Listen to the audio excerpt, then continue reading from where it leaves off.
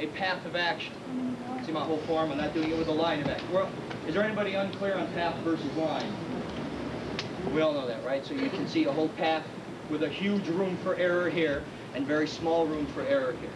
So now when I've come back and I've gotten to here, as I go to step around and I do my rolling check, if I just do a little bit more of a waiter's straight, I hook that eye on the way around. So I just insert from here. See, I rip that a little bit. So what I'm trying to do is go palm up and let the tip of my fingernail slice a little bit, because I just changed it from this to this. That's all I did. And you might be able to hook that eye. So you keep that pressure here, so when I move, see, there it is. So when I move, right across the eye. And that's what I got to do anyhow to get my hand to orbit to come around for this one. Okay? So there's one insert coming around this way. The second one that I want you to work on is you step back to this position, and then I rip. And as I step, before I step around, I come 1, 2, and then I hit this eye, and I stay in this position, and I'm moving this way. So I continue, and I hit him with a descending hammer fist on the base of the kidney. That throws his hips forward, and that brings his head back, so I can bounce, go, boom. Catch him with a lifting forearm coming right back up to the base of the skull. Is the phone ringing? So I've gone through here. Before I step, I insert, I add. I hook here, and I travel down with one move. Boom, and I bounce back up. Now I step, and finish the technique. Okay?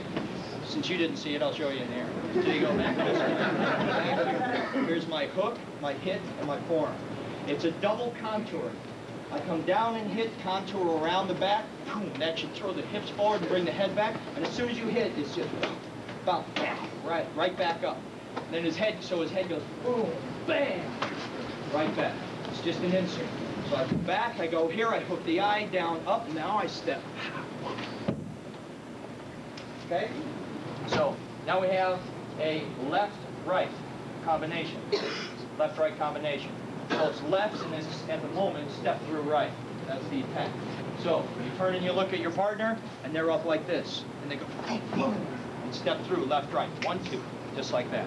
It's 2 straight punches coming from a guarded position up and tight. Not one of these. We've seen that, haven't we? We know those people that do that, don't we?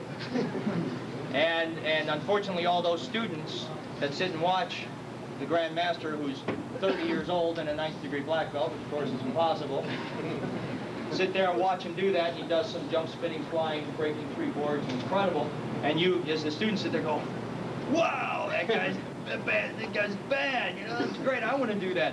Well, maybe in 30 years or 20 years you can do that, maybe never.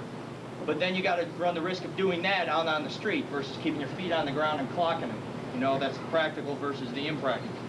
So, again, realistic attacks yield realistic defenses. If you put a stupid attack on something, you can do anything. You know, you can be David Carradine and make this stuff work. Park a little bit. Remember I had this, just a little bit, because when I kick that leg, he's going, come back. When that thing goes forward, he wants to come back a little bit. So remember I stopped here with this righting check, so I could check here and I could check here. So now when all I do is turn and I torque and I drop and I leave this here. And it becomes a contouring strike where I hit him in the buttocks and my hand whips around. It's this, going this way. Got it? So you go around and hit the Ranchos Huevos on this side. So I come here and I turn and I whip. So once again from the beginning slow. 1, 2, 3, 4, 5, 6, 7. Now what I'm going to do is I'm going to turn into a positional check, still staying in a neutral. My right hand is going to come up and my elbow stays in. None of this. So my right hand comes up and I'm going to hit this again. Wham! And I'm going to rip his head back. And as I pull his head back, now I'm going to reverse my left and right hand and I'm going to catch him with a lifting heel palm in the base of the neck and come back and check him this way. And as I do that, I'm going to sweep the other leg and stretch him out. So now I've hit him back here, stretch him out, and then the left hand continues, and I catch him again underneath the arm. Okay? So once again, the left and right. Why is everybody smiling?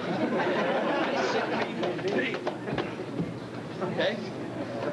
So So I come back. Now when I do all this move, it gets a little more complicated because I take my left leg and I sweep out his right leg.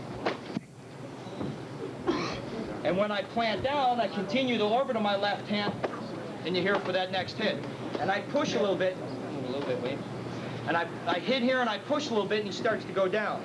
And as he starts to go down, my right arm contours and I check and I grab and I pull this up. Come on up just a little bit on that knee. Come up a little bit. So I got him up. Your butt up. There you go.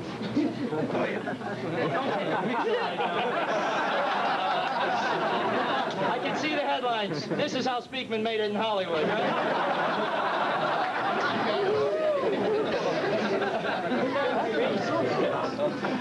So I grab and he goes down the fall, and then I do a front cross over to here, and I come down with a leg break. Okay. Then from this leg break, my left hand circles around and I knock this leg out of the way. And as I do that, I come back with a hook kick up under the groin. One more time. Now my leg is cleared. I drop, I shuffle back, find those testicles again, and pow, pinch them down. And then when I go to leave, I sweep and make sure I have a clear path coming out. And then down I go.